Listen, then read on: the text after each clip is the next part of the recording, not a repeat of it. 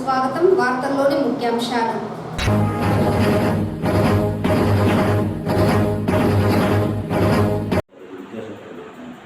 విద్యుత్ సమస్యల పరిష్కారానికి అవసరమైన చర్యలు చేపడతాం.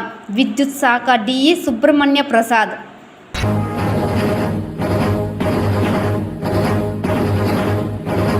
చిత్తూరును పర్యాటక కేంద్రంగా తీర్చిదిద్దే లక్ష్యంతో పనిచేస్తాం.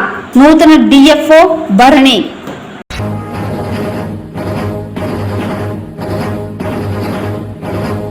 తిరుమల శ్రీవారి బ్రహ్మోత్సవాలలో భాగంగా స్వర్ణరథంపై కొలువుదీరి భక్తులకు అభయమిచ్చిన శ్రీనివాసుడు స్వామివారిని దర్శించుకొని మొక్కులు చెల్లించుకున్న భక్తులు. వార్తల్లోని వివరాలు. చిత్తూరును పర్యాటక కేంద్రంగా తీర్చిదిద్దేందుకు ఒక లక్ష్యంతో పనిచేస్తానని చిత్తూరు నూతన డిఎఫ్ఓ భరణి తెలిపారు. బదిలీలో భాగంగా కాకినాడ డిఎఫ్ఓగా పనిచేస్తూ బదిలీపై వచ్చిన భరణి బుధవారం చిత్తూరు డిఎఫ్ఓగా బాధ్యతలు చేపట్టారు. ఈ సందర్భంగా ఆమె మాట్లాడుతూ అటవీ సంపదను రక్షించి అన్ని విధాలుగా అభివృద్ధి చేయడానికి కృషి చేస్తానని తెలిపారు. చిత్తూరు జిల్లాలో ప్రధానంగా ఏనుగుల సమస్య ఉందని, బంగారుపాలెం, పలంనేరు, యాదమరి, కుప్పం అటవీ ప్రాంతంలో సంచరిస్తూ చాలా మంది ప్రాణ నష్టం జరిగిందన్నారు. ఇకపై ఏనుగుల వల్ల నష్టం జరగనీయకుండా తగు చర్యలు తీసుకుంటామని తెలిపారు. ఇదివరకే నిర్దేశించిన ప్రాంతాలలో కందకాలు ఏర్పాటు చేయడం జరిగిందని అన్నారు. కర్ణాటక నుంచి 4 కుంకి ఏనుగులు తెప్పించడానికి ఒప్పందం కుదుర్చుకోవడం జరిగిందని పేర్కొన్నారు. అలాగే చిత్తూరు నగరంలో జింకల పార్కును అభివృద్ధి చేయడానికి త్వరలోనే పర్యాటక నగరపాలక అధికారులతో మాట్లాడి ఆహ్లాదకర వాతావరణంకు ఏర్పాటు చర్యలు తీసుకోవడం జరుగుతుందని తెలిపారు. అటవీ ప్రాంతాలలో ఉన్న వాటర్ ఫాల్స్లను కూడా పర్యాటక కేంద్రంగా తీర్చిదిద్దడానికి చర్యలు తీసుకుంటామని పేర్కొన్నారు. ఎర్రచందనం అక్రమ రవాణాను అరికట్టడానికి పోలీస్ శాఖ సమన్వయం చేసుకొని మరింత ముందుకు వెళ్తామని తెలిపారు. నమస్కారం, నా పేరు భరణి, ఐఎఫ్ఎస్ ఆఫ్ 2020 బ్యాచ్. దీని ముందు డిఎఫ్ఓ కాకినాడగా 1.5 years పనిచేశాను. ఇప్పుడు ట్రాన్స్ఫర్స్లో డిఎఫ్ఓ చిత్తూరుగా ఈరోజు ఛార్జ్ తీసుకున్నాను. చిత్తూరులో forest related protections, wild life and human conflict అనేది కూడా ఉంది. అండ్ ఈకో టూరిజం కూడా చాలా చిత్తూరులో డెవలప్ చేయాలి అని మనం విషన్ పెట్టుకున్నాము. సో దీని రిలేటెడ్గా ఈరోజు రేంజ్ ఆఫీసర్స్ అందరితో డిస్కషన్స్ కూడా జరిగింది. అండ్ రైనీ సీజన్స్ వల్ల మనకు ఎలిఫెంట్ మైగ్రేషన్స్ కూడా ఇంకా ఎక్కువ అవ్వడానికి ఛాన్సెస్ ఉన్నాయి. కాబట్టి మేము ఏమేమి ప్రికాషనరీ మెషర్స్ తీసుకోవాలి, ర్యాపిడ్ రెస్పాన్స్ టీమ్స్ ఎలా ఫామ్ చేసి దీన్ని మనం prevention of any human related injury ఎలా చేయాలి అనేది కూడా డిస్కషన్స్లో చేస్తున్నాము. We'll put forward our efforts in protecting the people and the wildlife. Thank you. Different states. ఇక్కడ మనకు రెడ్ శాండర్స్ కూడా ఎండమిక్ స్పీషీస్ ఈ 5 districtsలో. చిత్తూరులో కూడా మనకి రెడ్ శాండర్స్ అనేది ఎక్కువ ఉంది. మన ఫారెస్ట్ లోపల, అడవి లోపల కూడా చాలా రెడ్ శాండర్స్ ప్లాంటేషన్ ఉన్నాయి. కాబట్టి దానికి మనం స్పెషల్ ఇంపార్టెన్స్ ఇచ్చి దాని స్మగ్లింగ్ నుంచి కాపాడాలి అనేది ప్రయారిటీగా పెట్టుకున్నాం. దీనికి మన పోలీస్ డిపార్ట్మెంట్తో కూడా కంబైన్ చేసి మనం ఇన్ఫర్మేషన్ గ్యాదర్ చేయడం, ఎక్కడెక్కడ టీమ్స్ ఫామ్ చేసి నైట్ పెట్రోలింగ్లో ఎలా పెట్టవచ్చు అండ్ మోస్ట్ పాసిబుల్ రూట్స్ ఏమి, దీని అన్ని కూడా మ్యాప్ చేస్తున్నాము for further improving the protection.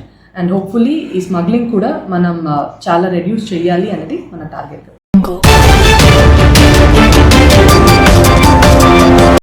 విద్యుత్ సమస్యల పరిష్కారానికి అవసరమైన చర్యలు చేపట్టడం జరుగుతుందని విద్యుత్ శాఖ డిఈ సుబ్రహ్మణ్య ప్రసాద్ తెలిపారు.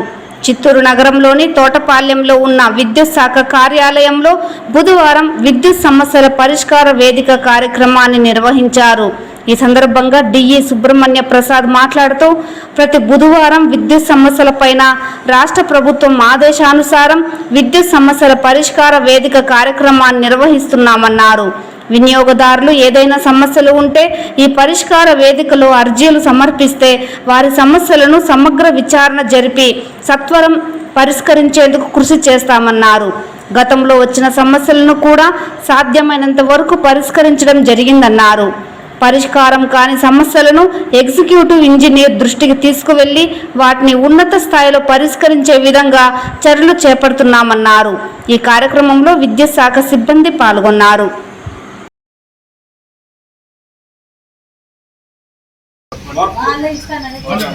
చెప్పిన వాళ్ళు అడుగు చెప్పిన వాళ్ళే Subrahmanya Prasad, deputy executive engineer, operation Chittoor. ప్రభుత్వ ఆదేశాలు, పై అధికారుల ఆదేశాల మేరకు ప్రతి బుధవారము విద్యుత్ శాఖకు సంబంధించిన ఫిర్యాదులను స్వీకరించి దాన్ని సత్వరమే పరిష్కరిస్తాము. గతంలో వచ్చిన ఫిర్యాదులను కూడా మేము ఎంతవరకు చేయగలమో ఆ ప్రతిపాదనలు ఏదైనా కూడా పై అధికారులకు తెలిపి దాన్ని పరిష్కరించగలము. ఇంకేదైనా విద్యుత్ శాఖకు సంబంధించి సమస్యలు ఏదైనా ఉంటే అవి ప్రతి బుధవారము 10:30 నుంచి 1 గంట వరకు ఫిర్యాదులు స్వీకరించబడతాయి. మాకు ఫిర్యాదులు అందిన వెంటనే దాన్ని సత్వరమే పరిష్కరిస్తాం.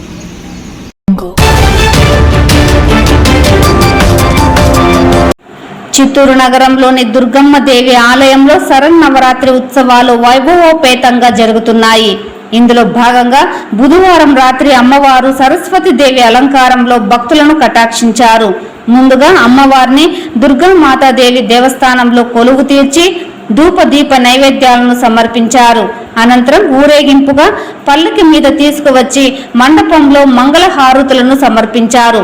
ఈ సందర్భంగా ఆలయ చైర్మన్ దిలీప్ రెడ్డి, మాజీ చైర్మన్ విశ్వనాథ్ అమ్మవారికి ప్రత్యేక పూజలు నిర్వహించి భక్తులకు దర్శన భాగ్యాన్ని కల్పించారు. అనంతరం అమ్మవారిని దర్శించుకున్న భక్తులకు తీర్థ ప్రసాదాలను అందజేశారు.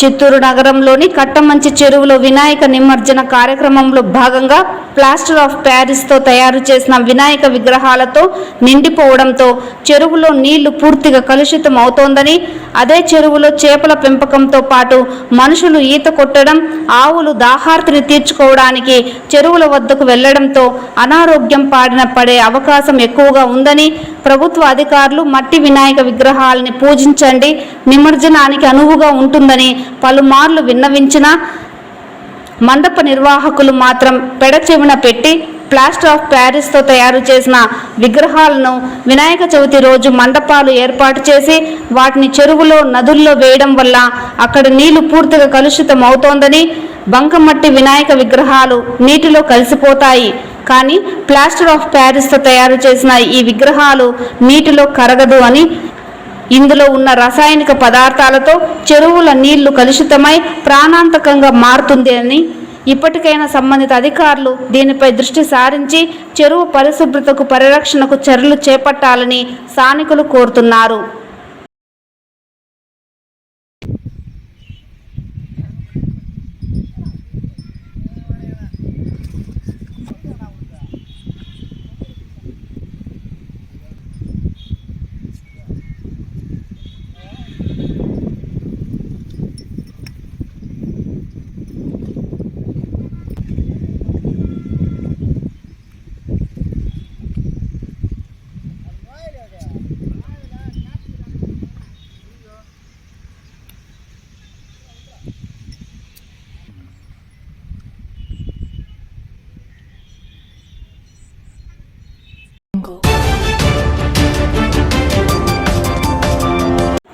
రాష్ట్ర ప్రభుత్వం ఆదేశానుసారం ప్రభుత్వ పాఠశాలలో వసతి కల్పనపై విద్యార్థుల అభిప్రాయ సేకరణ కార్యక్రమాన్ని డిఈఓ ఆదేశాల మేరకు చిత్తూరు మండల పరిధిలో సిఆర్పీలు బుధవారం నిర్వహించారు. ఇందులో భాగంగా నగరంలోని 14, 48, 26 తదితర వార్డులలో 7 మంది సిఆర్పీలు పర్యటించి విద్యార్థుల అభిప్రాయాలను సేకరించి నివేదికలను జిల్లా కలెక్టర్కు ఎంఈఓ ద్వారా పంపించారు. విద్యార్థులు ప్రభుత్వ పాఠశాలలో ఐటీ కోర్సును ప్రారంభించాలని, సుదూర ప్రాంతాల నుండి వచ్చే విద్యార్థులకు ట్రాన్స్పోర్ట్ సౌకర్యం కల్పించాలని కోరారు. గత ప్రభుత్వం మూసివేసిన అప్పర్ ప్రైమరీ పాఠశాలను తిరిగి పునః ప్రారంభించాలని కోరారు. పాఠశాలలో వ్యాయామ విద్యను తప్పనిసరిగా అమలు చేసేలా క్రీడల కోసం క్రీడా మైదానంను ఏర్పాటు చేయాలని కోరారు. దీనితో పాటు విద్యార్థులకు ట్యాబ్లను కూడా అందుబాటులోకి తీసుకురావాలని వారి అభిప్రాయాలను వ్యక్తపరిచారు. ఈ కార్యక్రమంలో సిఆర్పీలు బిందు, నంద, యమున, లత, గీత, నందీశ్వరి తదితరులు పాల్గొన్నారు. అందులోనే చదువుకునేదని బాగుందన్నారు.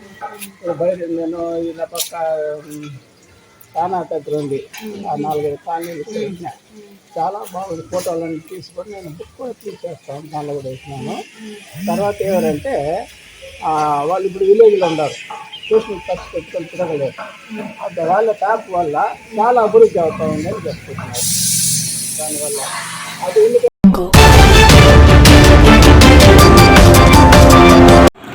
శ్రీవారి వార్షిక బ్రహ్మోత్సవాలలో భాగంగా 6వ రోజైన బుధవారం సాయంత్రం 4 గంటలకు శ్రీవారు బంగారు తేరులో పయనిస్తూ భక్తుల్ని తన కృపా కటాక్షాలతో అనుగ్రహించారు. దాస భక్తుల నృత్యాలతోనూ భక్తజన బృందాల కోలాహలం, మంగళ వాయిద్యాల నడుమ తిరుమాడ వీధుల్లో కడు రమణీయంగా స్వర్ణ రథోత్సవం అత్యంత వైభవంగా జరిగింది. మహిళలు పెద్ద సంఖ్యలో పాల్గొని శ్రీవారి స్వర్ణ రథాన్ని లాగారు. స్వర్ణ రథోత్సవాన్ని దర్శించడం వల్ల లక్ష్మీదేవి కరుణతో సంపదలు, భోగభాగ్యాలు, భూదేవి కరుణతో సమస్త ధాన్యాలు, శ్రీవారి కరుణతో సర్వ శుభాలు, సుఖాలు చేకూరుతాయని భక్తుల విశ్వాసం. స్వర్ణ రథోత్సవంలో టీటీడీ ఈవో శ్యామలారావు దంపతులు, అదనపు EO Venkaiah Chowdary, JEO Gautami, Veerabrahmam, CVSO Sridhar, CE Satyanarayana, ఇతర అధికారులు పాల్గొన్నారు.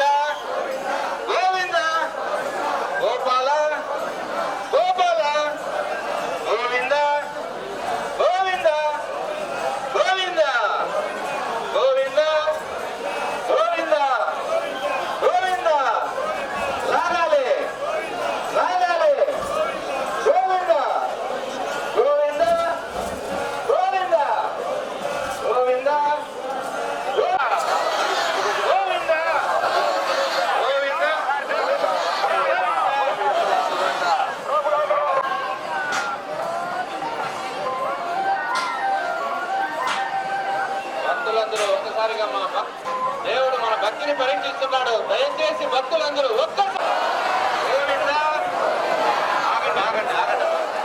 ఆగండి.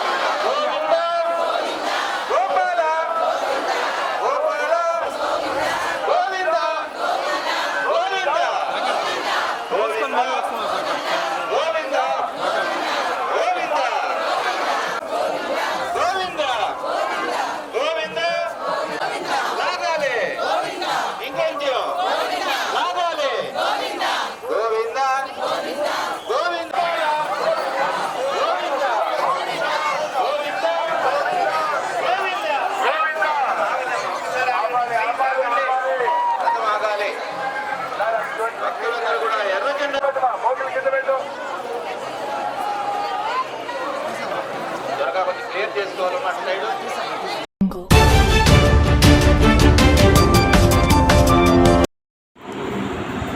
తిరుమల శ్రీ వెంకటేశ్వర స్వామి వారి బ్రహ్మోత్సవాలలో 5వ రోజైన మంగళవారం రాత్రి శ్రీ మలియప్ప స్వామి వారు తనకు ఎంతో ప్రీతిపాత్రమైన గరుడ వాహనంపై లక్ష్మీకాసుల మాల ధరించి భక్తులకు అభయమిచ్చారు.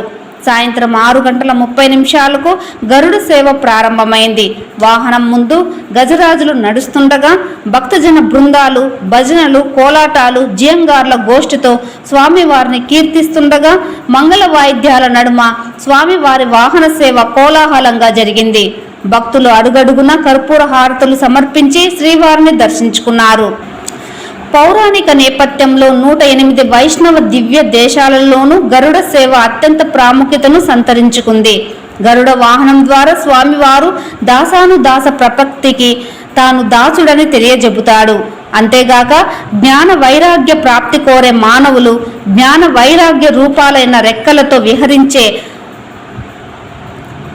భగదదిష్టుడైన గరుడిని దర్శిస్తే సర్వ పాపాలు తొలగుతాయని భక్త కోటికి తెలియజెప్తున్నాడు. ఈ వాహన సేవలో తిరుమల శ్రీ శ్రీ పెద్ద జిఆర్ స్వామి, శ్రీ శ్రీ చిన్న జియంగార్ స్వామి, ఈవో శ్యామలారావు, అదనపు ఈవో వెంకయ్య చౌదరి, జేఈఓలు గౌతమి, వీరబ్రహ్మం, సివిఎస్ఓ శ్రీధర్, ఇతర అధికారులు పాల్గొన్నారు.